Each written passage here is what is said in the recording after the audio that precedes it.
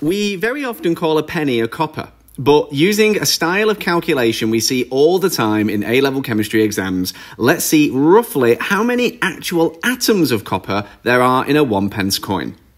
First off, with a quick Google search, I found that a 1p coin has a mass of about 3.56 grams and is actually only, to my surprise, 2.5% copper.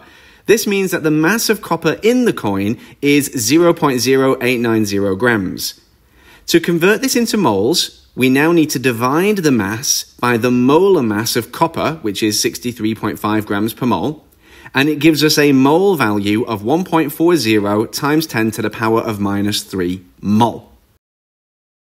Finally, by multiplying the mole value by the Avogadro number of 6.02 times 10 to the power of 23, remember that that quantity is found on your chemistry data sheet in the exam, we can calculate the number of copper atoms in the 1p coin to be equal to 8.4 times 10 to the power of 20.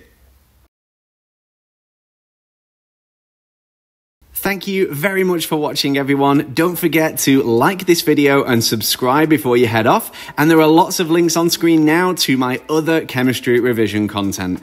Until next time, though, happy revising.